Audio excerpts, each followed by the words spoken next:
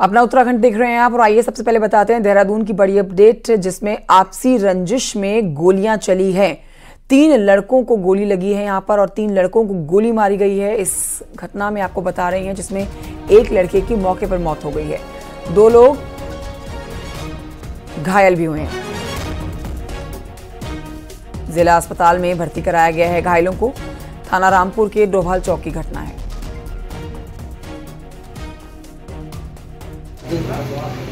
गोली चली, 3 लोगों पे गोली लगी, एक की तो अभी बॉडी मिली, 2 को हॉस्पिटल में भर्ती किया है।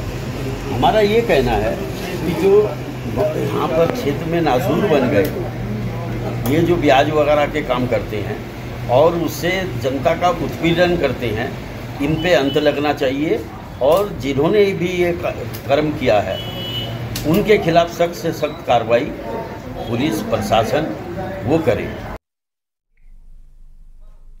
उत्तरकाशी से खबर है, जहां पर डोडीताल ट्रैक पर गए 2 स्थानीय ट्रैकर्स में से एक की मौत हो गई है। झांसी से 1 किलोमीटर मांझी से 1 किलोमीटर पहले हार्ट अटैक से ट्रैकर की मौत हुई है। सूचना मिलने के बाद एसडीआरएफ वन विभाग पुलिस की टीमें मौके पर पहुंची हैं, जिसके बाद ट्रैकर के शव को उत्तरकाशी लाया गया है। मृतक ट्रैकर पीडब्ल्यूडी में असिस्टेंट इंजीनियर है।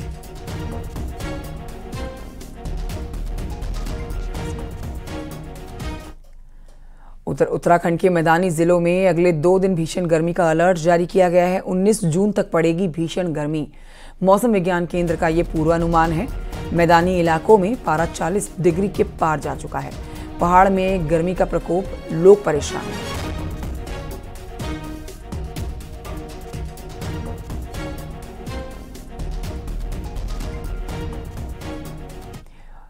मुख्यमंत्री पुष्कर सिंह धामी आज नैनीताल के दौरे पर रहने वाले हैं, जहां सीएम धामी पेयजल और जंगल की आग को लेकर समीक्षा बैठक करने जा रहे हैं। इसके अलावा आपको जानकारी दे देते हैं कि सीएम धामी विकास कार्यों का भी स्थलीय निरीक्षण कर रहे हैं। आपको बता देते हैं कि कुछ दिन पहले अल्मोड़ा के बिनसर में जंगल की आग में झुलसकर 4 लोगों की मौत हो गई थी, कुछ लोग घायल हुए थे। ऐसे में आज की समीक्षा बैठक काफी अहम मानी जा रही है।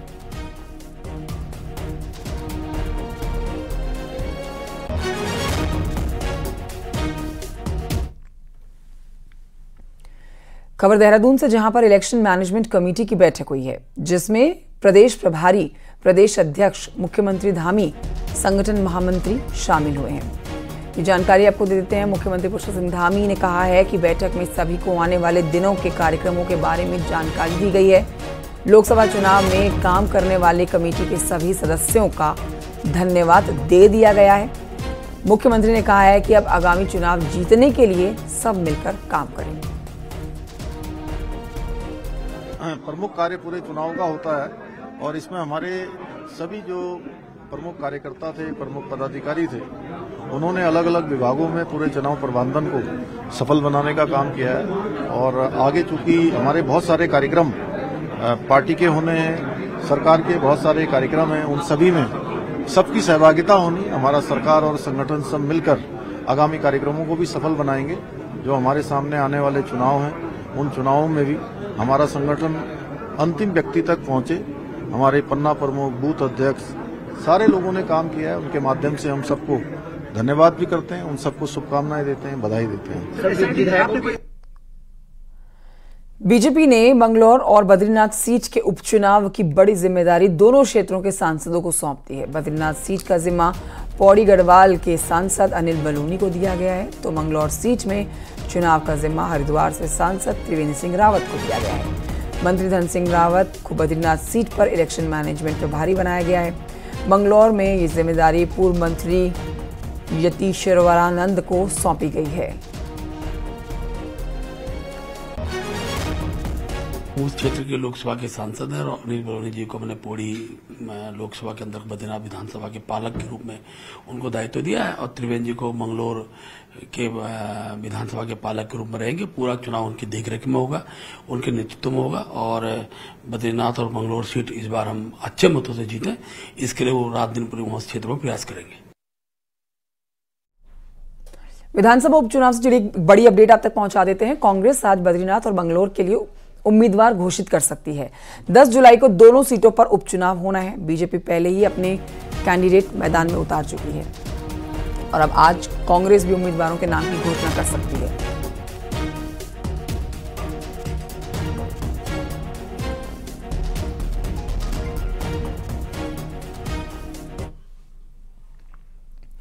टिहरी से खबर, जहां टिहरी दौरे पर पहुंचे पूर्व मुख्यमंत्री हरीश रावत ने कार्यकर्ताओं के साथ लोकसभा चुनाव में मिली हार को लेकर बैठक की है। इस बैठक के दौरान हरीश रावत ने कहा है कि टिहरी के लिए हमने बहुत कुछ किया है, लेकिन उसके बावजूद हमें जनता ने स्वीकार नहीं किया है। अब लोकसभा चुनाव में हार के कारणों को लेकर मैंने टिहरी से मंथन की शुरुआत की है और लोकसभा चुनाव में हार की समीक्षा कर रहा हूं।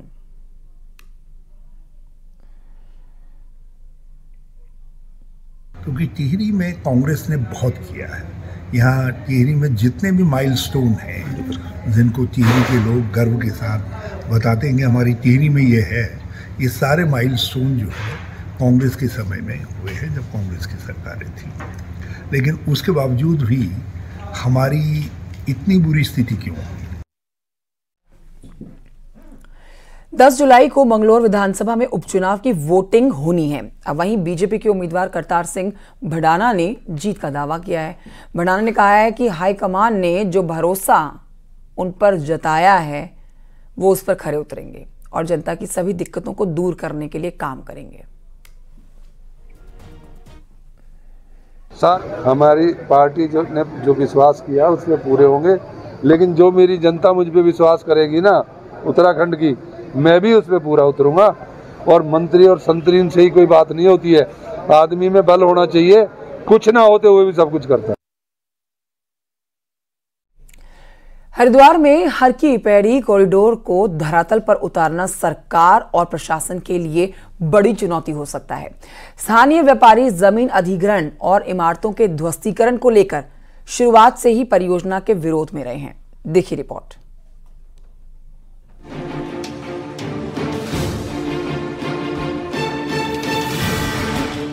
हरिद्वार में बनने जा रहे हर की पैड़ी कॉरिडोर के लिए अधिकारियों ने कवायद शुरू कर दी है। प्रोजेक्ट की डीपीआर बनाने के लिए स्थानीय लोगों और व्यापारियों से सुझाव भी मांगे जा रहे हैं। इसको लेकर जिला प्रशासन, परियोजना की डीपी तैयार कर रही एजेंसी और स्थानीय व्यापारियों के बीच मीटिंग हुई, जिसमें हर की पैड़ी कॉरिडोर प्रोजेक्ट के प्रारूप को रखा गया। स्थानीय व्यापारियों ने कॉरिडोर परियोजना को लेकर कई अहम सुझाव दिए। हालांकि कॉरिडोर परियोजना को लेकर जमीन अधिग्रहण और उनके व्यापारिक संस्थानों को हटाए जाने की संभावना का व्यापारियों ने विरोध किया। व्यापारियों का कहना है कि हरिद्वार के मौजूदा स्वरूप को बरकरार रखकर अगर श्रद्धालुओं और लोगों के लिए नई सुविधाएं विकसित की जाती है तो हर वर्ग उसका स्वागत करेगा।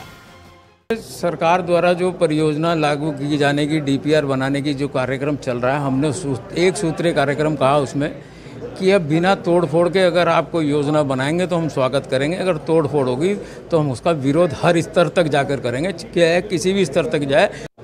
देखिए, हम लोगों के मुख्यतः जो सुझाव रहे वो शहर के डेवलपमेंट को इस प्रकार से किए जाने के सुझाव थे जिसमें स्थानीय जनता का नुकसान कम से कम हो, स्थानीय व्यापारियों का नुकसान कम से कम हो। मुख्यमंत्री पुष्कर सिंह धामी के अधिकारियों को स्पष्ट निर्देश हैं कि स्थानीय व्यापारियों और सभी स्टेक होल्डर्स से राय मशवरा करने के बाद ही परियोजना की डीपीआर तैयार की जाए। हरिद्वार के डीएम का कहना है कि व्यापारियों के साथ पहली मीटिंग की गई है, आगे भी हितधारकों के साथ इस तरह की समन्वय मीटिंग की जाएंगी और उसकी राय को योजना में शामिल किया जाएगा।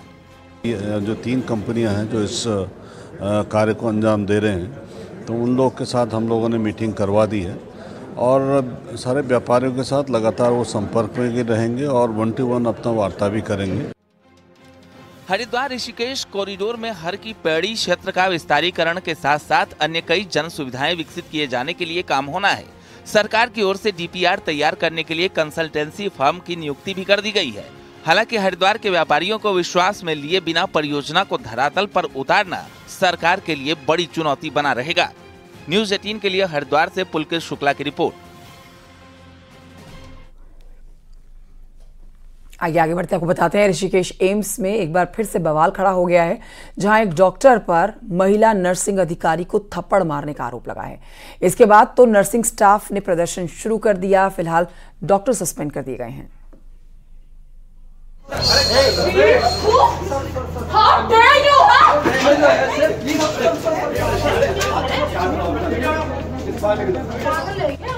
ये कितना बदतमीज इंसान है। बेवकूफ औरत, कुछ नहीं समझ में आया। लैंग्वेज सिर्फ इतना गंदा ना मैं भी बोल सकती हूँ। अरे चुप, तू चुप, कहाँ से तू निकल। बेवकूफ लड़की, तू है बेवकूफ, तू है जो तू बोल रहा है तू सब है। अरे यार सब है तू। ऋषिकेश एम्स में बवाल, थप्पड़ का आरोप और जोरदार हंगामा।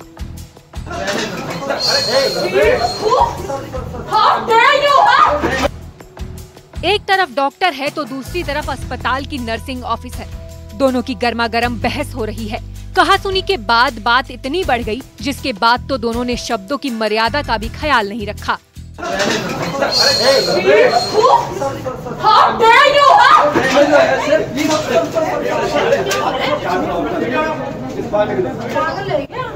ये कितना बदतमीज इंसान है। बेवकूफ औरत, कुछ नहीं समझ में आया। लैंग्वेज सिर्फ इतना गंदा ना मैं भी बोल सकती हूँ। अरे चुप, तू चुप, कहाँ से तू निकल। बेवकूफ लड़की, तू है बेवकूफ, तू है जो तू बोल रहा है तू सब है। अरे यार सब है तू। मौके पर दूसरे डॉक्टर और नर्सिंग स्टाफ की टीम भी है। दोनों को समझाने की भरसक कोशिश हुई, लेकिन दोनों का गुस्सा 7वें आसमान पर पहुंचा हुआ है।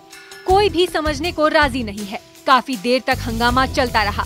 किसी तरह डॉक्टर को वहां से दूसरी जगह ले जाया गया।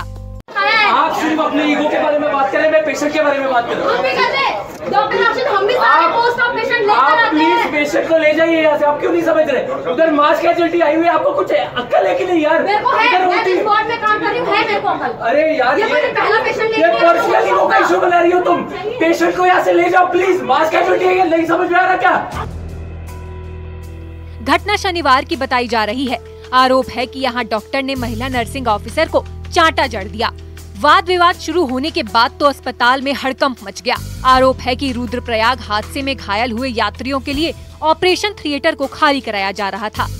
इसी बात को लेकर डॉक्टर और महिला नर्सिंग ऑफिसर के बीच तीखी बहस शुरू हो गई। गुस्साए नर्सिंग अधिकारियों ने सीएमएस ऑफिस के आगे प्रदर्शन कर मामले में कार्रवाई की मांग की। फिलहाल डॉक्टर को सस्पेंड कर दिया गया है। पिछले दिनों ऋषिकेश का एम्स अचानक चर्चा में आ गया था, जब एक नर्सिंग ऑफिसर पर महिला डॉक्टर से छेड़छाड़ का आरोप लगा था।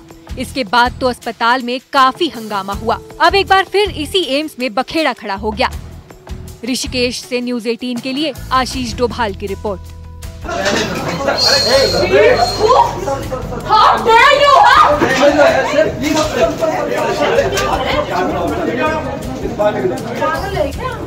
ये कितना बदतमीज इंसान है। बेवकूफ औरत, कुछ नहीं समझ में आया। लैंग्वेज सिर्फ इतना गंदा ना मैं भी बोल सकती हूँ। अरे चुप, तू चुप, कहाँ से तू निकल। बेवकूफ लड़की, तू है बेवकूफ, तू है जो तू बोल रहा है तू सब है। अरे यार खबर हरिद्वार से, जहां के पथरी थाना क्षेत्र के पतंजलि फूड पार्क के कर्मचारियों में झड़प हो गई, जिसके बाद फैक्ट्री के गेट के बाहर कर्मचारियों के 2 गुटों में आपस में झड़प होती हुई बात ईंट, पत्थर और बेल्ट चलाने तक में चली गई। घटना का वीडियो सोशल मीडिया पर वायरल हुआ है, जिसमें कई दर्जन लोग पत्थर लगने के बाद, बेल्ट लगने के बाद घायल हुए हैं। पथराव होती हुई तस्वीरें भी आप देख सकते हैं। मारपीट की घटना में 2 लोग घायल हुए हैं और बताया ये भी जा रहा है कि फैक्ट्री में काम करने के दौरान कर्मचारियों में मामूली सी कहासुनी के बाद झगड़ा इतना बढ़ गया, जिसके बाद देखते ही देखते ये झगड़ा मारपीट में तब्दील हो गया। कर्मचारियों के गुट आपस में भिड़ गए।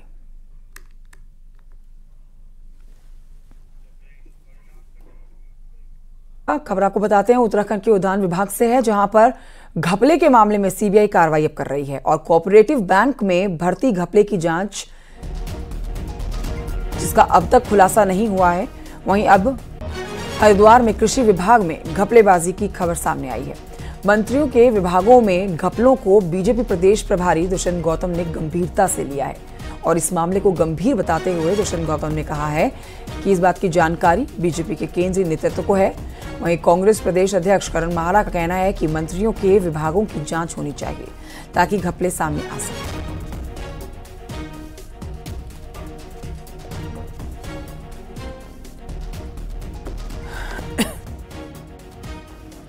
मामला तो कोई भी हो गंभीर होता है। पारदर्शिता और ईमानदारी से समर्पण भाव से काम करने का हमारा संकल्प है। उस दौरान अगर कोई ऐसी वैसी घटना घटती है तो सरकार पर्याप्त उस पर संज्ञान भी लेती है और काम भी करती है। ऐसी कोई भी चीज बर्दाश्त भी नहीं की जाएगी।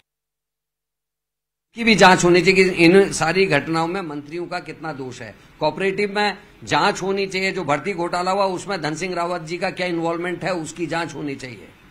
इसी तरीके से अन्य विभागों का भी जो विषय है जांच होनी चाहिए।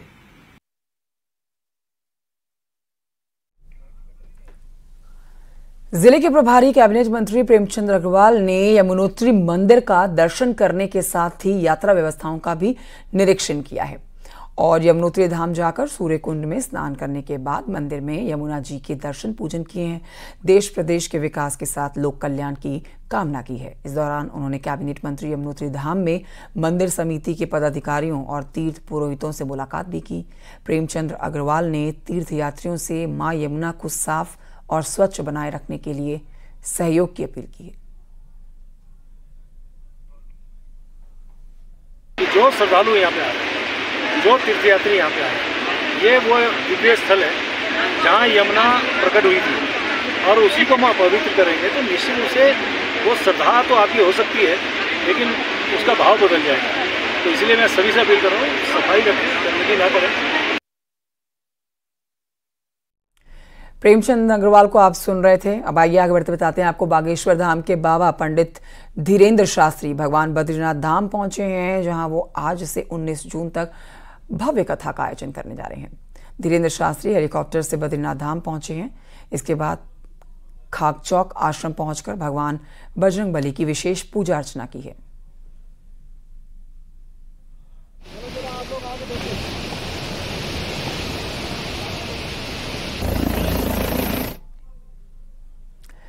ऑल इंडिया परमिट वाली गाड़ियों से आदि कैलाश यात्रा अब की जा सकेगी। दरअसल बीते दिनों स्थानीय लोगों के विरोध की वजह से सिर्फ स्थानीय गाड़ियां जो हैं इस रूट पर चल रही थी, लेकिन अब देश भर की गाड़ियां इस रूट पर जा सकती हैं।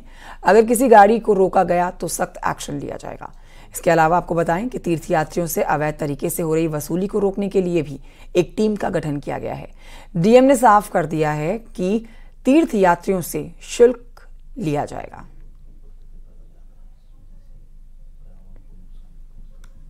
के लिए सारी गाड़ियां, सारी टैक्सी गाड़ियों को जो उनके पास ऑल इंडिया परमिट है उनको भी अलाउ है और सभी को अलाउ है। तो जैसा कि कुछ संज्ञान में आ रहा है कि लोकल्स के द्वारा वहां पर अवैध वसूली की जा रही है, तो इसके लिए एक मीटिंग भी बुलाई गई थी जिसमें ARTO और SDM साहब ने भी मीटिंग ली थी। और अगर इस तरह की घटना कोई संज्ञान में आती है तो हम लोग उसके अगेंस्ट कड़े एक्शन लेंगे।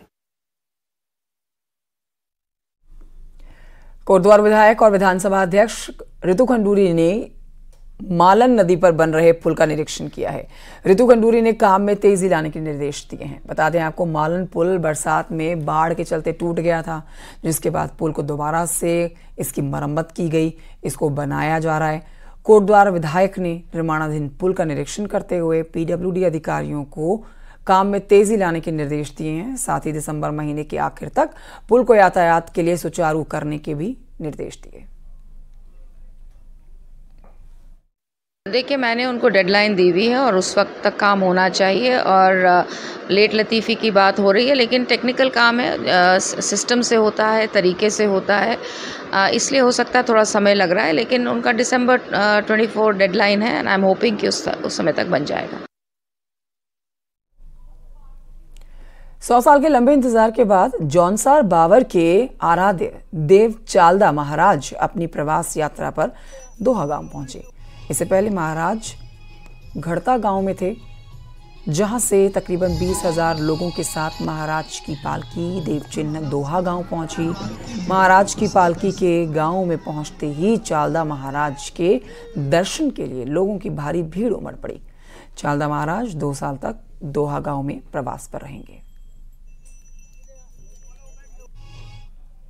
और विशेष रूप से हमारे खत शैली वालों के लिए कि 100 साल बाद चालदा मासू महाराज हमारे खत में पधार रहे हैं और हम लोग इस प्रोग्राम को, इस कार्यक्रम को सफल बनाने के लिए, इस दिव्य और भव्य प्रोग्राम को सफल बनाने के लिए पूरा प्रयास कर रहे हैं। और हमें उम्मीद है कि सबके प्रयास से जितने हमारे यहाँ पर कार्यकर्ता हैं, खतशैली के कर्मचारी और खतशैली सेवा समिति, सबके प्रयास से ये सफल होगा, ऐसी हमको पूरी आशा है।